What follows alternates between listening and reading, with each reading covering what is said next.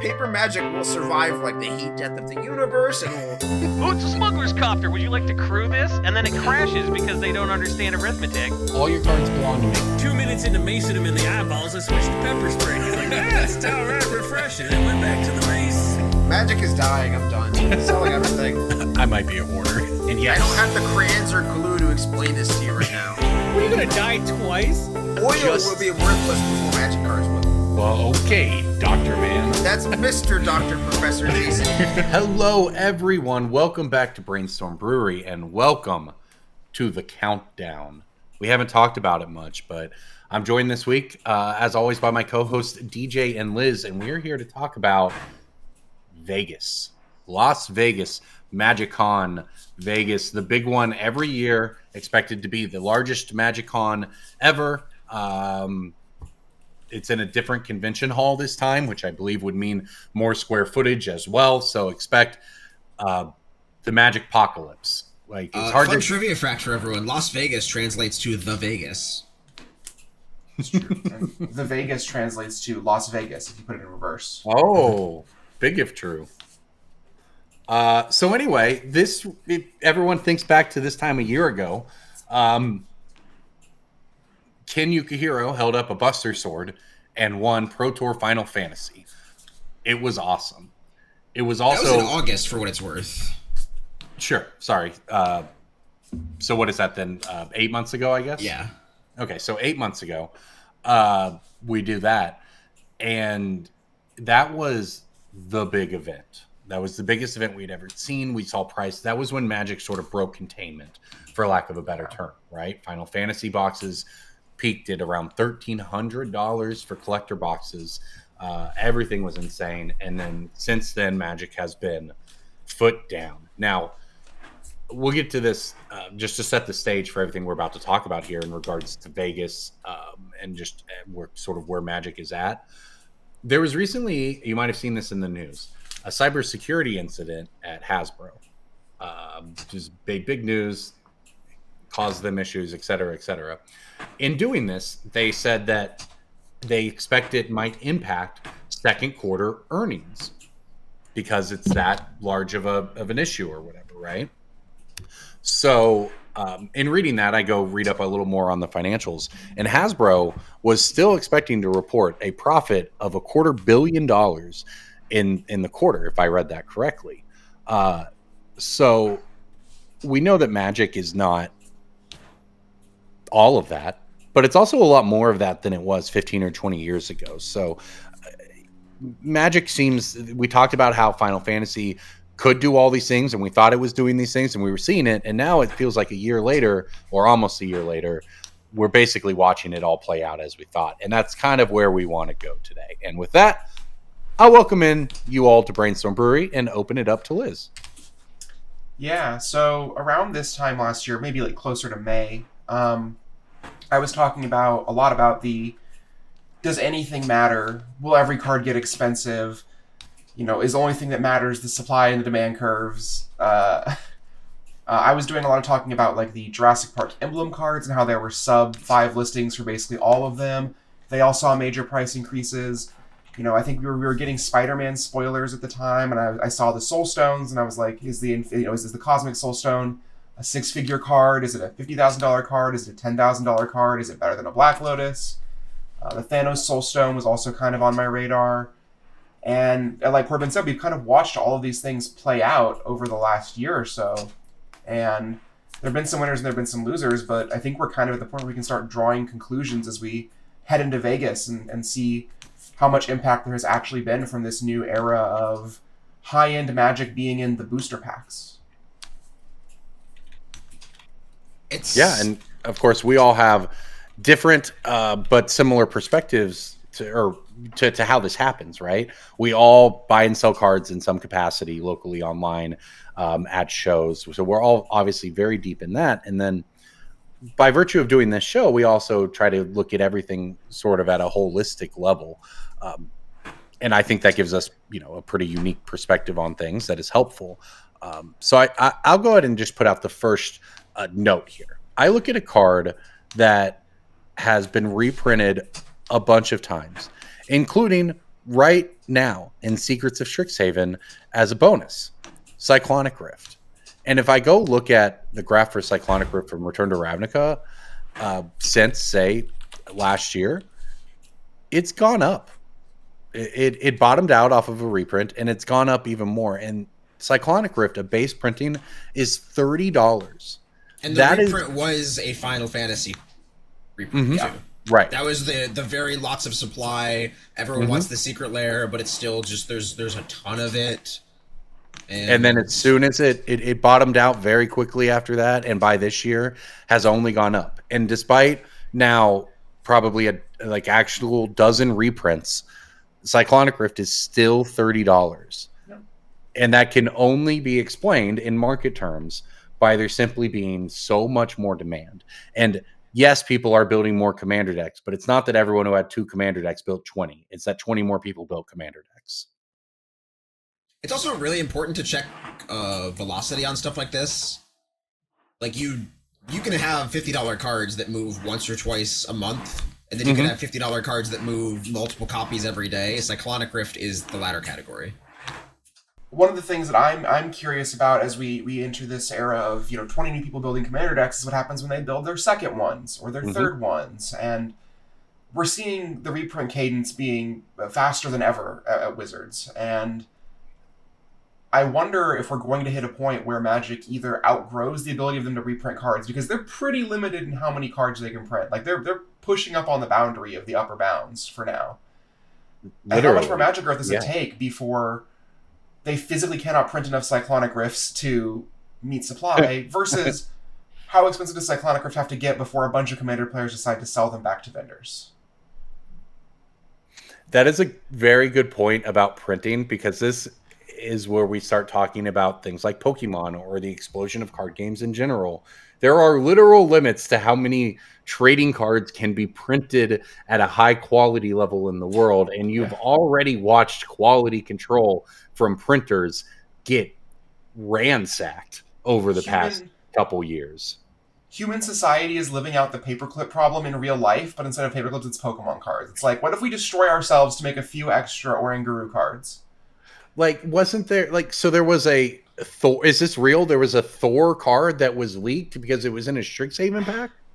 There are Star Wars Unlimited holofoil stickers on Magic cards in the counterfeit state. Of course it is, but that's not, no one can possibly blame Wizards of the Coast for that in any way, because that's not even their game. It's not like someone sent the wrong file over. Someone at the printer made that mistake, which goes to show how many errors at printing sites have been responsible for what we've seen. Yep. Because there's been a ton of it over the last couple of years. And in all likelihood, it might only get worse. The Pokemon Company has more printing coming online in late 2027. That's an eternity. And the Pokemon Company owns all of their own printing. That's the thing, is they went $1 vertical billion with it. Yeah. Well, and look how long it takes them to get. They announced this sometime last year, and it's late 2027. It's going to come on the market.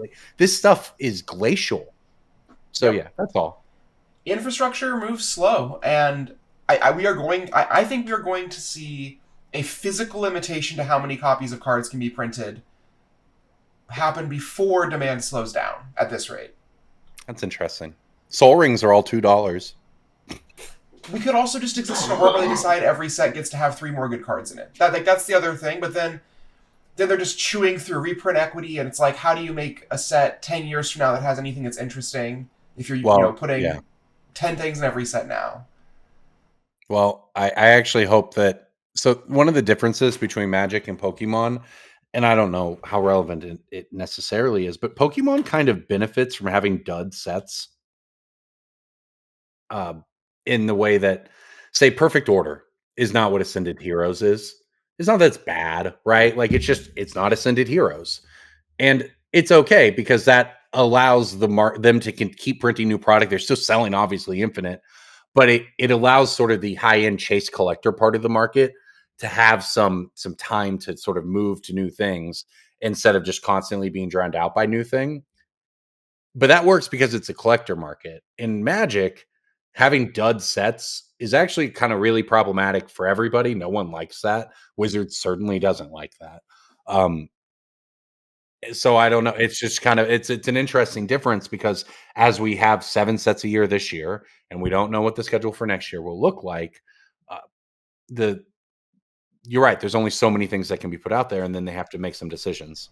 Even beyond just that, one of the things Pokemon has going for it is that while design space in their game is limited, for the most part, it does not matter. Like, the best Pokemon cards for collectors are not good. Design space is truly a finite thing. I don't think people fully realize, like, my favorite example of this is Unsummon. Unsummon's about as good as a card can get before it becomes a problem. Like, Fading Hope led to a ban event. Alrund's Piff had to get banned from that. Vapor Snag. Vapor Snag was OP. Into the Floodmaw is a problem. Broken, yeah. Like, there's only so much design space for 1-mana bounce spells that you can do, and eventually you run out, and eventually you're printing more and more powerful things, and that's the dangers of power creep, but also something that if you're a company like Wizards and your goal is to print cards 10 years from now, you have to keep that in mind. If you're the Pokemon company, it does not matter what you put on the cards for 99% of your player base. Yeah. You literally just be like, hey, sick artist, do something cool. There's so much more room for artistic expression to grow as opposed to game design, because game design is a math problem. It's a closed-in environment. And Commander is kind of has pros and cons in this sense, right? Because it obviously opens up infinitely almost what they can design, but at the same time, it demands ever more designs, right? Like it, the cadence and the sheer number of things is very different. Commander is a furnace that can burn anything, but eventually you run out of things to burn, you start throwing humans in. But here's the thing. This is... That... Come on, JJ, just... Clip that. Clip that. That might go with the intro. 10,000 souls for the God Emperor Commander. I agree, that does belong in the intro. Like, that's my first clip in the intro. I lost my train of thought on that one, too. There's plenty that deserve to be in there. That's the first one I caught. Yeah. All right, here's what I was going to say. Wizards has, again, in this case, almost accidentally, innovated the trading card game market. Because here's the deal. So many people playing Magic today don't have a clue what cards existed in 2016. Yep. Much less 1996. You could reprint a set from the 90s, and people today, on average, would not have a clue. Yep. So while design space is obviously finite, if they can keep the power creep of it in check, revisiting and almost just straight remining old design space is new again. It's a tool in their bag that other games have never even really thought about. It's this area of design that what are you talking other about, card Corbin? games, right? Other card Pokemon games that does have this all the time. Right, but we just talked about how card mechanics in Pokemon don't matter, right? Like, sure, but they do mine that space, though, right? Like, yeah, the of Guard course. of War is reminiscent of, like, the one from Diamond and Pearl. Like, Yu-Gi-Oh! Has been printing how many mechanically similar Dark Magicians? Like, I think Yu-Gi-Oh! Is the king of retrades. No, I know nothing about that, so yeah, go One ahead. of the things that is a through line between those three games is they've all been around for 20-plus years. Yeah. How is Riftbound going to make a mechanical throwback in 10 years when they have, when they inevitably struggle with design space? They have to continue expanding their design space. Longevity is a real asset in this industry.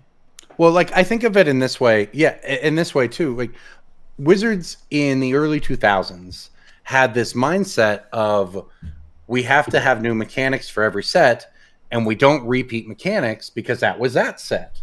And therefore, we will eventually run out of mechanics to print. And at the time, that was what carried a whole block was mechanics. And they viewed it as this truly finite, we're going to hit the end. We have to stretch this out for as long as possible. And eventually they realized, actually, we can just go back and do Sunburst as whatever, or Chroma we can reflavor as Devotion. And now people love it. And just that paradigm shift of how to use design space within Wizards, I think was a big leap forward for the game. Anecdotally, on the topic of the youngins not knowing any old cards, there's this new reskin of a popular game. It's Magic Doku, where you are given a 3x3 grid of categories, and it's like, name a white aura, and it tells you what percentage of other people named the same card as you, and your goal is to pick the most obscure ones. And I see the kids who've been playing since, I don't know, 2022, who have only ever played Amulet Titan. They're guessing ethereal armor for their white aura, and I'm out here being like, Imperial grid. Armor? It's Immaculate Grid for anyone who knows it from sports, where it's been a thing. I did Claws of Valakut for red card that references a basic land type, and the kids were just like, how do you remember this card? This wasn't even good in Limited. And I'm like, kid, you have no idea how many times I cast this card in Limited. It sucked. But sometimes you had to get frisky in that format. First strike, incredible blocking power in Zendikar Limited. Zendikar was about attacking. Get them dead. Welkin Turn. I love Welkin Turn. I would welcome a turn. My first ever real draft set was Zendikar, and I learned to attack, and I learned to Welkin Turn, and I fell in love with 2/1s for 2 that fly, and it's okay if they don't block. Do you ever curve? I think it was Vampire Lacerator into Welkin Turn. How do you ever lose? You hit Swamp Island, you're dead. I'd play blue-white, and I would play, I believe it was Whiplash Trap. Let me make sure I'm getting this right here. The Whiplash Trap is a 5-mana instant, but if an opponent had 2 or more creatures enter the battlefield under their control, you can pay blue, and it returns 2 creatures to their owner's hand. Oh, it's 2 creatures. I thought it was 3. Yeah. No, it's 2. So it'd be like turn. You'd go 1 drop, 2 drop, 3 drop, or whatever. It'd be like turn 4, and they'd be like 2 drop, 2 drop, and you'd be like, okay, double bounce your stuff. The game's over. It was amazing. I had a friend who played that card in various blue-white control decks against Bloodbraid Elf, Cascade, and Spreading Thrinix. Okay, bounce 2 other things. Your 3/2's in play now. I remember one time he double bounced Vengevines, and then they got discarded to Fauna Shaman to find Bloodbraid Elves again, and he was like, "This can't stand. I can't be doing this." I played that. I played Fauna Shaman in Standard back then on the PTQ grind. I loved Fauna Shaman, Vengevine. Fauna Shaman was in Standard until the most recent rotation. That card was in Brothers War. I realized that. Yes. Yeah, that's crazy. I had that realization too. I was brewing up, this was last year, probably before some of the bans. I was brewing up combo Merfolk with the Agatha's Soul Cauldron and the thing you could tap to make mana, and then you could make Merfolk when your Merfolk tapped, etc. It went infinite, and I went pretty deep and realized that Fauna Shaman was legal and was playing one in my brew. It was crazy. These days, though, you have Formidable Speaker, which is Fauna Shaman on steroids. So, Formidable Speaker has built an entirely new legacy archetype, which I think is sick. Card's awesome. Oh. Great World Champion card. People are playing Show and Tell Alurin with Formidable Speaker to either find Atraxa for your Show and Tell, or Formidable Speaker finds Axarak from Adventures in the Forgotten Realms and goes infinite with Alurin. Oh, yeah. Oh, I love me a mid-rangey deck that can sometimes insta-kill you. Big fan of Fair Magic plus kill you. Show and Tell Omniscience Axarak is a kill, or just Alurin Axarak is a kill. It's super sick. Great.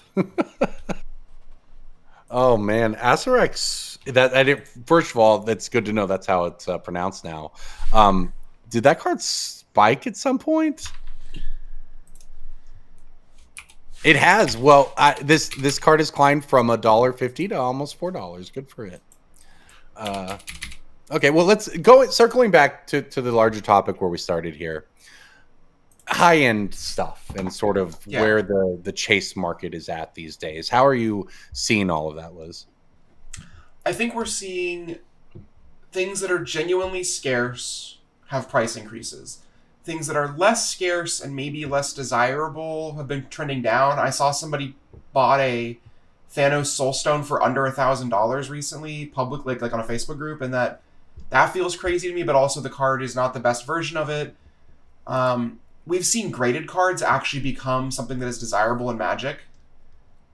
I think we're kind of seeing this stuff stick, and I don't know how much of it is, the Logan Pauls of the world posting Candelabra of Tawnos or whoever it was.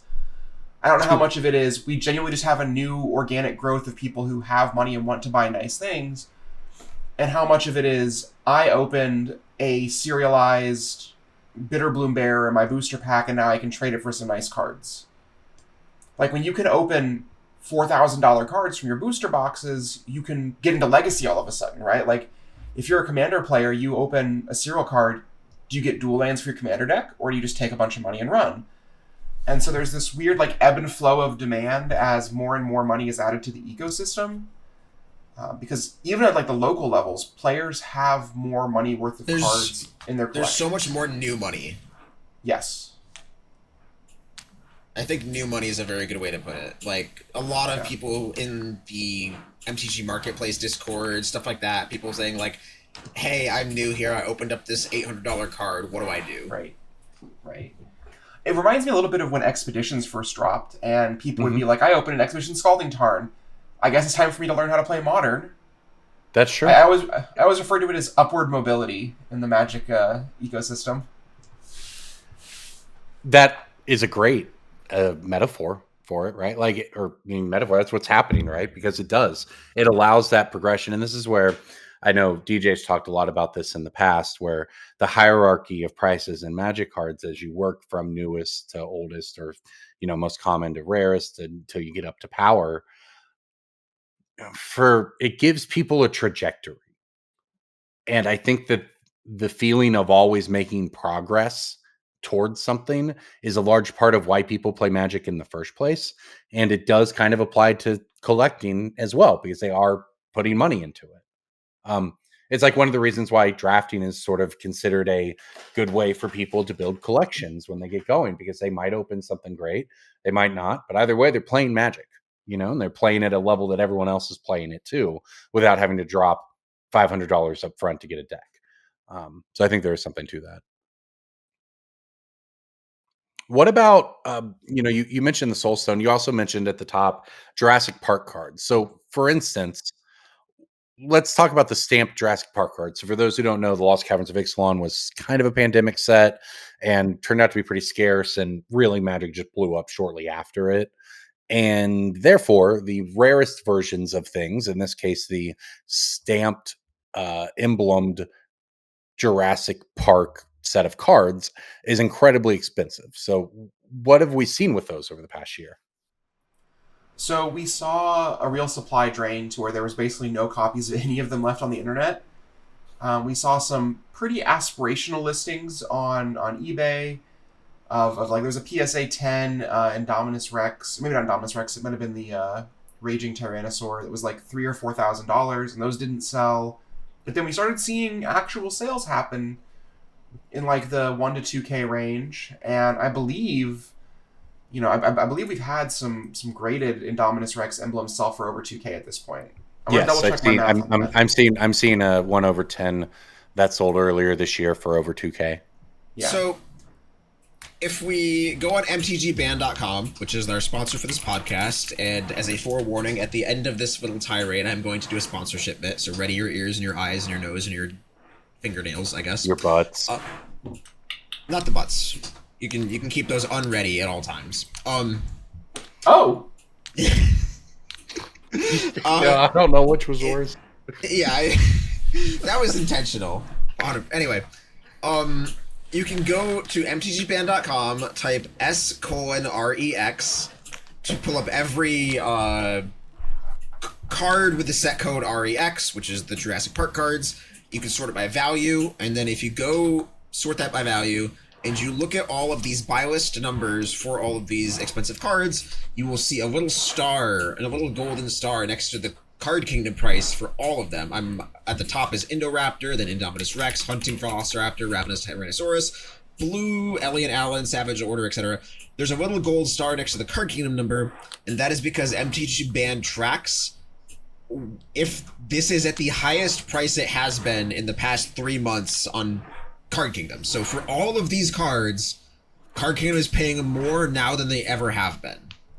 And I wouldn't say Card Kingdom's numbers are exceptionally aggressive on all of these cards, but they're new highs, and that just does mean that whatever the market is at is reasonably higher than Card Kingdom. So like TCG low on Indominus Rex is 1900.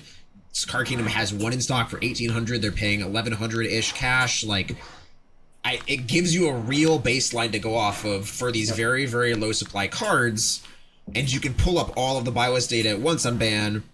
You can say, oh, what's Haruya paying, what's Strike Zone paying, what's Star City paying for every single card in this list, and that helps you build a data set for, oh, if I'm a player, if I'm a collector, if I'm somebody who wants to be the target end customer for these cards, what should I realistically expect to pay? Are these cheaper overseas in either direction, either Europe or Japan? It gives you all of the data at your fingertips for cards that have almost zero data. So it makes it so you have to do very, very little lifting to figure out these card prices yourself. And if you have one, if you are somebody like this in this category of people we described earlier of like, oh, I'm just a casual player, I buy a different pack at my LGS every week, January's was LCI, I opened this $400 dinosaur, what do I do with it? These are some tools that can help you figure out what to do with that, and if you don't want to buy a subscription, you just use the free trial on Patreon for mtgband.com, and then if you like the subscription, then you use promo code 50BSB, 50BSB, and then you get 50% off your first month, and then you join a Discord with a bunch of other cool vendors and people, and who will explain to you thoroughly how to get your max value out of these cards, or to just not get max value and save a bunch of your time. That works too. On the note of the Indominus Rex specifically, because that's one I wish I had purchased at the time. On TCG Player sales this year, we saw one in February for just over $1,000. We saw another in March for $1,200. And just for information, the cheapest available listing on there right now is at $1,900. So yeah, that price, that looks like some Pokemon movement right there. That's some big jumps. All right. Anything else we want to touch on there? I mean, obviously, we're all heading to Vegas. We expect a ton of movement. I mean, what do we think this will sort of mean for the larger industry? Like, how does this Vegas event impact what happens in the Magic economy over the next few months? I think it will prove which spikes are real and which ones aren't. Yeah. I think there's a lot of questionable numbers and data and curiosity floating around about these high-end cards. I think a lot of people that owned these and didn't have a chance to sell them online or were too scared to sell them online of like, oh, I'm a Commander player. I have a few Ancient Tombs and Mox Diamonds and LEDs and these kinds of things. I don't want to put them in the mail. I am planning on going to the Magic Con. I'm going to walk around to all of the vendors to get their numbers on all these cards. I think that if you have the tools in your hand, I mean, I can go back to MTGBan again, but you can like put your cards into this tool and get a number that you want, a realistic number, and save yourself a ton of time at this convention. You can put Mox Diamond into this tool, Mox Diamond, ampersand pulls up non-foils, asterisk pulls up foils. You can say, oh, if I have a moderately played Mox Diamond, Star City pays me 600, Card Kingdom pays me 720, Strike Zone pays me 750, TCG Lows 1,000. I should expect around 7 to 750 from a vendor. And then you can walk around to all these vendors and be like, this is my number on this, do you want this, yes or no? And you save yourself hours and hours of just pulling out your notepad or your phone and checking constantly. Like, if you come prepared to this collection, if you're trying to sell cards at this convention, doing a couple hours of work beforehand to set your expectations, build a data set on like Manabox or Moxfield, it will save you so much of your more valuable time at the convention. Okay, question for the two of you. Is Mox Diamond and or Gaia's Cradle more or less expensive a month from today than it is today? Like, which direction, when we talk about, you know, figuring out what's real and what's not, like, does Vegas, an event as big as Vegas, does that tend to put more supply onto the market or pull it off? I guess is what I'm asking. Like, is this, like, what do we think happens to Gaia's Cradles, that kind of class of card, in the next month or two?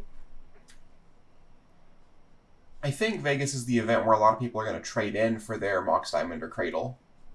So we would think that there'd be more cards coming out of the market and the price would go up. I think it's really hard to say because I think there's roughly, very, very, very roughly, an equal-ish number of people on both ends of the transaction of I missed the boat, I need to get it now, versus like, oh, my card spiked, then I should get out of it and buy a new porch or a new deck or like put some repairs in my car. Like, there's true. Both of these people are going to this event. And this is why Vegas is so important, is we'll see which of these numbers feel more real. Like, a card that I think is going to be a card that I think is going to be more expensive a month from now is Foil Monolith. Oh, I like Yeah. that. Like- I like one of those. That's a card I've seen a bunch of Foil Cradles posted lately. I've like Foil Cradle spiked. I saw a bunch of people post them. Everyone wants to get their money on Foil Cradle. I have seen next to no Foil Monoliths just in the greater ecosystem floating around, Yeah. because that card almost feels more rare right now than Cradle, just because it just doesn't seem to exist. They're all hoarded away somewhere in somebody's deck, or like It's in my closet. Literally, like you're part of the problem, Corbin. Sending the kids to college with that. Corbin's part of the problem because he's leaving them in the closet long enough for them to get moldy and water damaged, and then he'll pull them out and be like, True. oopsie doopsie.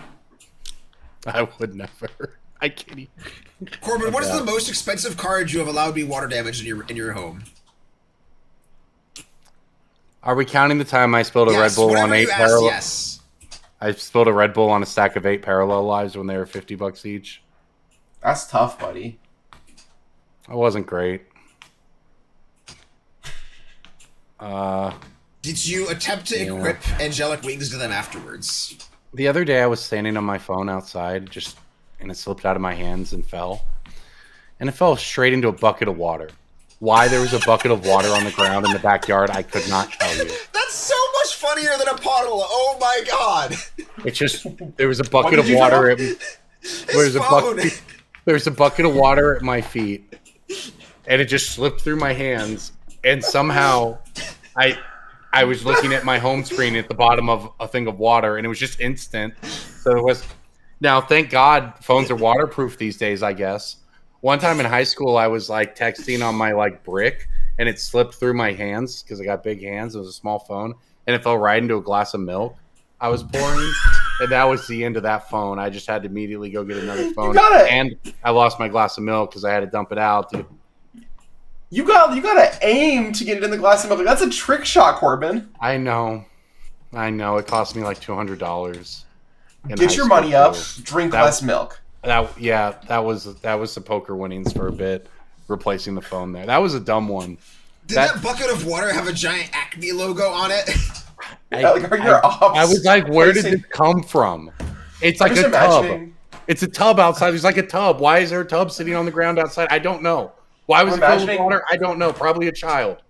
Corbin's nemesis is like rubbing Crisco all over his phone and like placing random buckets of water around. It's like the end of Signs, where like the glasses of water are like the MacGuffin. Instead, it's just like a glass of milk placed precariously in Corbin's phone, slathered in Crisco.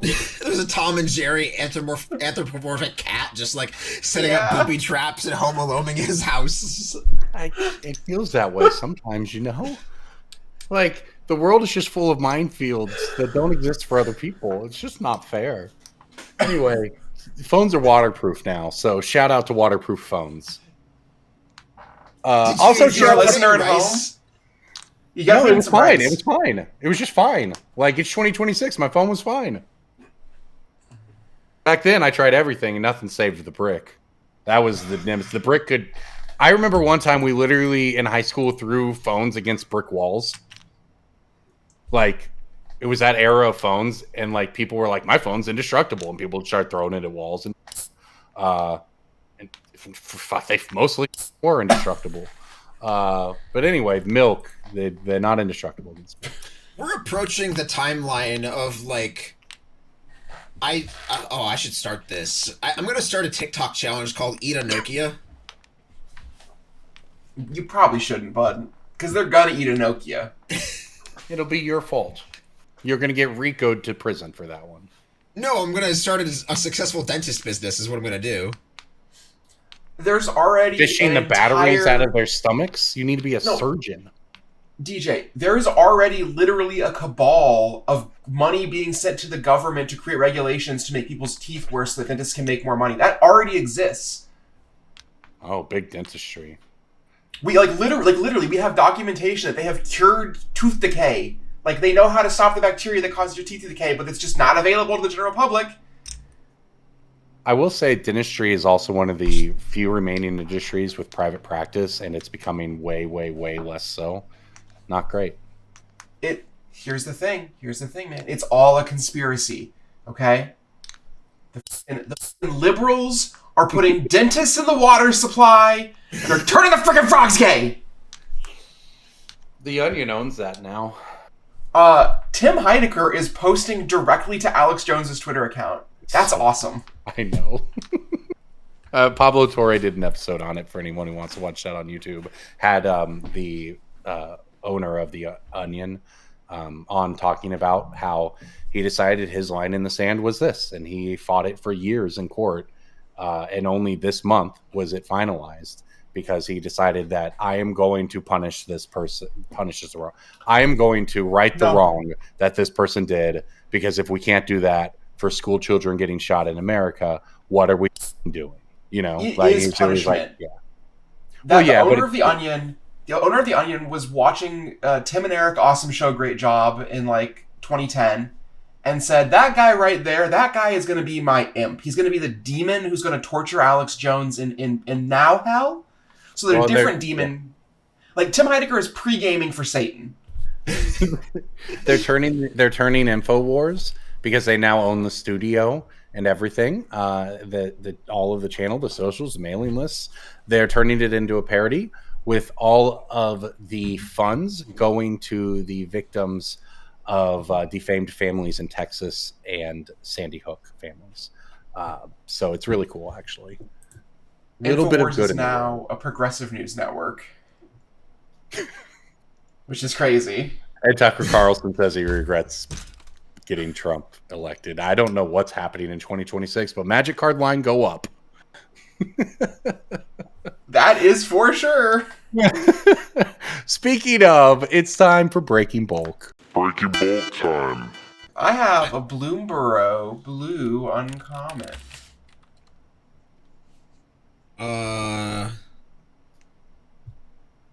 Splash Portal. No. I did that one recently. I know. I knew that wouldn't be it. But this Bloomborough Blue Uncommon has price spiked, and you'll never believe why. For an amazing reason, this card is worth more money. Is it an otter? No. No, Corbin, it's not an otter. Oh. Thought it was. Is it an evener? It has an even mana value, if that helps. It's not a Thunder Trap trainer or something? That's a rare. I think it's a rare. That's a rare big dog. That card's like $5. The card's vintage playable. Definitely not that one, then. The card's not $5. It feels like it's $5. That's how strong it is. I don't know the answer to this one. I mean, it's not... I'll say the obvious one just in case. It's not Into the Floodmaw. No. Okay. just covered my bases. No, I understand. What if it was, though? I'm claiming my victory. That's fair. It's the Long Rivers Pull. I've never heard of this card in my life. I remember this card, but I wouldn't even play it very much. Is it good? It's an instant for blue that has a gift a card. Your opponent can draw a card as an additional cost. Counter target creature spell if the gift was promised, instead counter target spell. It is a spell that counters your opponent's elementals. It counters their creatures. And additionally, in a pinch, it can counter anything. It is seeing standard play. It has a buy list price of 7 cents. Has a small direct premium. You can net 20 cents selling this on TCG Player Direct. To be fair, though, you can net at 20 cents selling any card on TCG Player Direct because they increased the minimum for TCG Direct cards. That is true, but it also has the Card Kingdom buy list, so checkmate. Anything over the nickel buy list is reasonable. Yeah, no, I agree it's a reasonable pick. Just this card is also a really cool piece of standard tech because, like, Essence Scatter becoming better because elementals are the strongest spells is really cool. Card's art is very cool. I have one that I'm pretty sure that I'll be winning. I have a colorless, well, I guess just a card from original Strixhaven. Inkling token or some shit. What? Inkling token. Nope. One of the other mascot tokens. Golem spirit thingy. Nope. Pest token. Nope. Elemental. Blue Red Elemental. Nope. I asked all of the mascot tokens as a blanket as a blanket. I don't know what I'm that trying means. to actually say them. There are 5 mascot tokens in Strixhaven, Corbin. Yeah. We've covered Pest, Spirit. Inkling, Spirit, And I said one more. Elemental? Elemental. What's the last guild? Blue green. What was the Quandrix one? It's like the 0-0. 0-0 fractal. Not any of those. It's a different token then. Yes. Is it an It's emblem $2. for Professor Onyx? No. Or Will and Rowan. No. It's got to be like an archaic or something, maybe. Is it a storm counter, maybe? No, there's no way. I don't know why it's worth $2. It just spiked in the last month. I don't know why. I've played a lot of that limited format, so I'm trying to think of what other tokens are there. Has to be like I something don't that even Mythic know makes what it's. randomly. I don't even know what card this is made from. But it is the 3/6 Avatar token with haste. Oh. And when it attacks, Yeah, with 3 damage. invoke the Blood God or something. It's the big backside Mardu. of- It's the big Mardu bad. Yeah. Okay. There's like a big It's a- Mardu bad guy that is a creature on one side and a spell on the other side. Okay. Well, that token is $2 now. That just makes sense, honestly. Strixhaven's back. People want to build with their old Strixhaven cards. You know, those Yep. old Magic sets like original Strixhaven. Yeah, well, that is painfully true. But yes, this token spiked. Don't know why, but enjoy it. Hang on, I can find the card that makes it. If you go to S:STS R:M, it will bring up every Extus Auric Overlord. There it is. And the back side of it is Awaken the Blood Avatar. All right, there you go. All right, DJ, what are you looking at? I have a Khans of Tarkir white uncommon. We're kicking it ancient style. We're kicking it in Khans of Tarkir, what? white uncommon. Brave the Sands. No, good guess though. Khans of Tarkir white uncommon. Is it the Falconer? Abzan Falconer. That's like No. Oh, it could have been, yeah. The Also a good Lifelinker. guess. The Elaborate. Lifelink. The one that Like gives Outlast creature. the Outlast. Yes, Yeah, gives it is the your 1/1 lifelink Outlast creature. It is Abzan Battle Priest.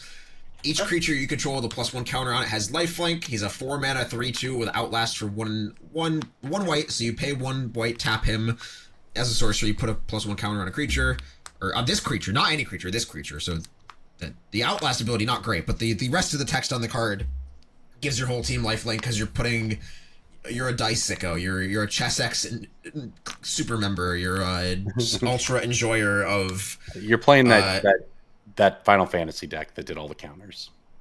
One of them, yeah. Every Commander Pre-Con cycle now has one deck that is just enjoy your dice, you sicko. True. Dice Factory. All right. Card there is you like go. 50 cents. There you go, everybody. That's some breaking bulk.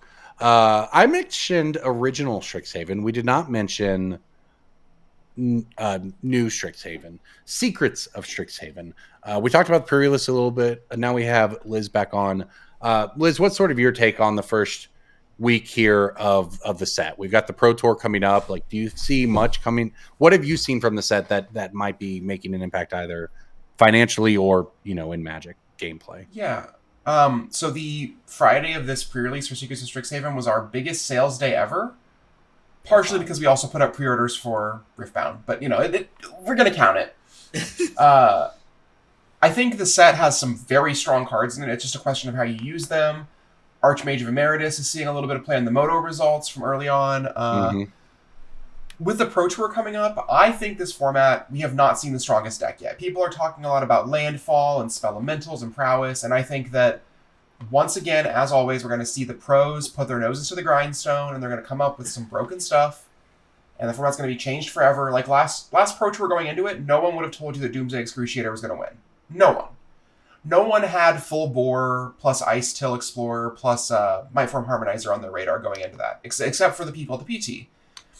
We're going to see someone break a random card from 7 sets ago with a new card that's like kind of mediocre and that's going to win the PT. That's just how it goes now, is the pros are just building decks different now. I'm going to throw one, maybe it'll end up being an Is It Prowess card. But I think there's one under the radar uncommon that I think could be kind of interesting in this format. It would just be, it wouldn't change anything, but the card Vibrant Outburst from Secrets of Strixhaven. It's an uncommon blue-red. Deals 3 damage to any target. Tap up to 1 creature. if there's a lot of prowess mirrors type stuff going on, this kind of card is actually maybe decent. There's a lot of small creature combat going on when you start talking about otters and stuff, and 2-mana interaction is at a premium. This is a lightning bolt that has a tap attached to it. So, maybe you just can't pay 2 mana for that in this format, which is ridiculous to say or whatever. But I actually think this could slot into the multitude of Izzet decks out there. Sure. Yeah. What do y'all think about the Silver Scroll foils? They look great. I would never put them in a deck, though. I think they look beautiful. I am very curious to see what they do during Vegas, because this Vegas is very much a mirror image of Final Fantasy Surge foils. The Final Fantasy Surge foils went absolutely crazy during Vegas. They not crashed, but like returned to the median shortly after, and then they slowly crashed in the 6 months after Vegas, down to like a much more pre-spike level where like the most expensive one isn't even more than 500. I think it's very, very low. But like we have $1,200,000 Force of Will, we have $800-ish Vampiric Tutor. All of these Silver Scroll foils are cheaper in Europe, broadly speaking. What happens during Vegas? Is there going to be like a big run on them where somebody did the math and figured out the supply? It's like, oh, they're much lower now. I think they come down. Let's pull back a little bit and look at it this way. How many Silver Scroll foil Force of Wills do you think will be in the room in Vegas, in vendors' hands? Under 100? Is the answer fewer than in players' hands? Well, so I think under 100 is a reasonable assumption. How many of those do you think are going to be in players' hands in Vegas? Far more. DJ? Like 500? 100. Okay, so there's going to be 600 of those Force of Wills in the room at best, realistically. How many Force of Wills do people have to decide they want to own before there is no more left in the room? 25 playsets for Legacy? I really think that supply drains quickly. I think stuff like that's low supply and is a hot new item. Like, part of the reason why Surge Foils went so crazy in Vegas last year was there were only so many Surge Foil clouds in the room, and a lot of people wanted it because it is the hot new thing. Mm-hmm. Now, Cloud and Force of Will are different product categories, to be sure, but I think we could see a world in which there is just a run on these organically. My weird take is that I think versions of these for which it is like the first very, very cool version are underpriced. And I think cards where it is a known quantity that has a million other expensive versions are overpriced. So like I feel like Ad Nauseam and Force of Will should be closer together in direction, because Ad Nauseam has never had a super ultra cool borderless foil until today, and Force of Will has like 6. Sure. I don't know if that's a reasonable take, but I think there are cards on this list for which it is their first time getting a super amazing cool version, like Triumph of the Hordes is a known all-star. I mean, it has a couple borderless versions. It's got like a weird secret lair. It's got some, but it's never had a triple-digit price unless the new Phyrexia one cracked 100 at some point. But like, that is the coolest Triumph of the Hordes you can get, full stop. And I think there's still arguments of like, oh, is this the best Force of Will? Is this the best Vampiric Tutor? Well, but I think there's cards on this list for which it is their best version, and it's debuting, like Angel's Grace. Let's pull back again. How expensive is the Demonic Tutor from original Strixhaven right now? Very. Very, very, very. Right. Demonic Tutor has lots of very cool versions, though. Demonic Tutor has a Judge foil. It has the foil secret lair that's really good. But like, it's so spiked now is because of these ones. Right, but how many do you think there's more of those Demonic Tutors than there are of Force of Wills or Ad Nauseams? Or do you think there's less of these? How much is Wizards creating scarcity through super premium versions and collector boxes? And that's sort of the question I have to reconcile is, how many are there actually of these? How many Demonic Tutors do you think are going to be in the room? Probably more than Force of Will Silver Scrolls. Yeah. Because it's a hot item. It's just we're talking about like the broader implications in the Magic economy, but in reality, Vegas is sort of like this own microcosm of demand, where a lot of people are going to Vegas to shop. They're going to buy their showpiece there because they don't want to buy it online. I don't know. I'm playing devil's advocate in a couple different directions here, but No, it's all really interesting. And to note, like, the other thing, to take it back to the top of the episode, the base version of Force of Will, despite multiple reprints, the Alliance's version of Force of Will, with the least desirable art and printing and everything about it, has still climbed in the past, let's say, since the beginning of this year, from $60 to $80. And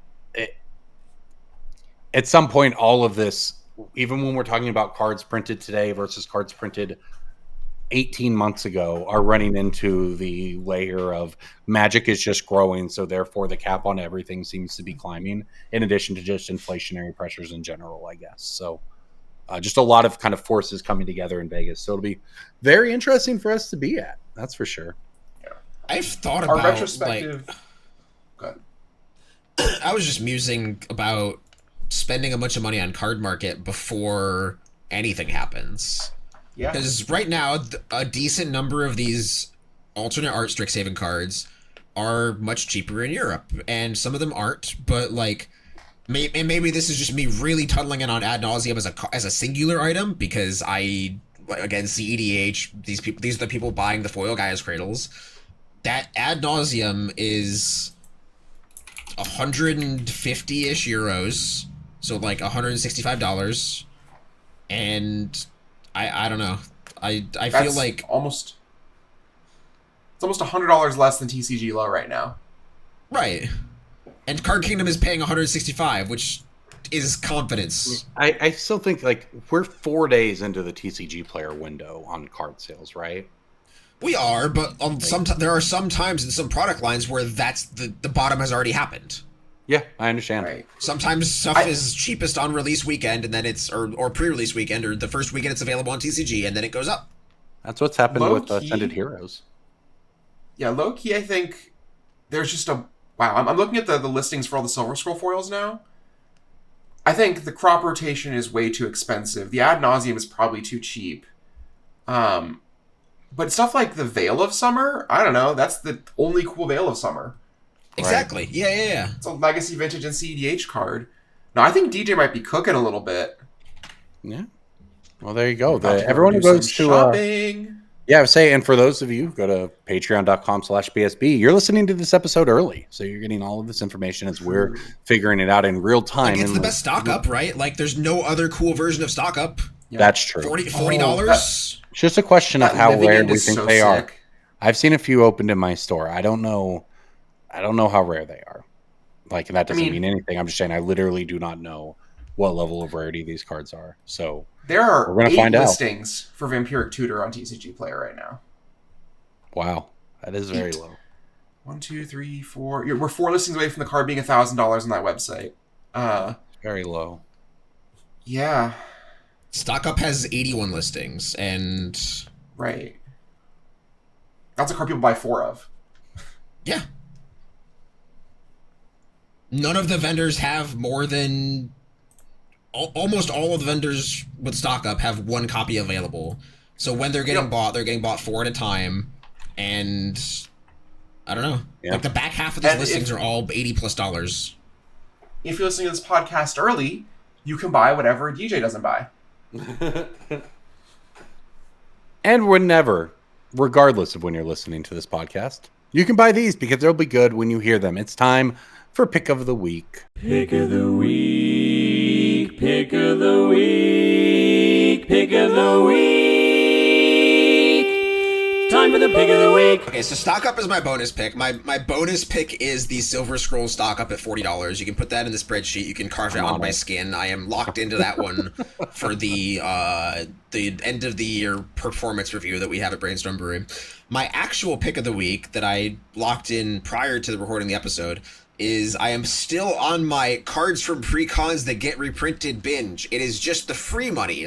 Stock up's kind of a gamble. I'm probably not going to buy a bunch of them on TCG Player, even though I'm calling it my shot. There's something I will probably buy a bunch of on TCG Player, because there's actually probably going to be deep supply of it. Kami of Whispered Hopes is in the Strixhaven pre-con. Cards like $6 to $10 before this reprint. Yep. It's 2 to 3 now. Stores open pre-cons in bulk, crack them, list all the contents, make a very small margin. now is your time to buy a bunch of Kami of Whispered Hopes, because that card has Hardened Scales plus Mana Rock on it, and it's just a very, very powerful card that does additional dice sicko synergy, which people love to do. And $2 to $3 for Kami of Whispered Hopes. Put them in a box, crack open that box 6 to 8 months later, and you list them at $8 to $9, and you're feeling very happy. Yeah. Maybe stock up goes to $25. Maybe I'm crazy, but like I don't think Kami of Whispered Hopes goes down to $1, so I think you should buy that one instead. Yeah. All right. Well, I'll drop in here, and then I think that this is a card that is almost exclusively played in Modern, but it's spiking up to the highest price it's been in several years. Flame of Honor from Lord of the Rings, just a very solid $4 to $5 right now, and it's been climbing pretty substantially over the past 3 weeks. I think it's one of these, whether it ends up jumping to 10 or not, who knows? It may actually end up a key part of Modern outside of the decks it already is. Right, that format is probably ripe for some kind of shake up at some point. Either way, Flame of Honor is just a good card and available widely at $4 to $5. Classic Corbin disrespect. The card's only played in Modern, my ass. That card is Legacy. A vintage. It's a vintage staple, brother. Okay, sure, my bad. It's an answer for Null Rod in your decks or whatever. It's also just a removal spell, and you have Thundertrap Trainer to turn it on. And in Legacy, Tamio and Thundertrap Trainer play with it. Jeskai Control is a 4 Flame of a Nor deck, man. Put some respect on the Eternal formats, please. You're right. I am out of date on my vintage. But and it is on a that great note, thank you. On that note, I'll let Liz jump in here next. I've got to go pick up my kids a little bit early, so enjoy the rest of the show. I will see you all next week. Oh, this is the end of the show, Corbin. You're ending the show right now. Corbin's ending the show. Before Corbin ends the show, bye, Corbin. My pick of the week this week is a card I've picked before, but I'm picking it again because it's gotten even better. Is Superior Spider-Man. Cards like under $3, and guess what? It can become a copy of your Archmage of Emeritus. It can cast Ancestral Recall. It can be Doomsday Excruciator. I think we have not seen the last of 6 black pips exile both of our libraries. Superior Spider-Man is too cheap. And I love Living End so much. Yeah. I'm always bullish on standard cards that are proven to be strong right before the PT.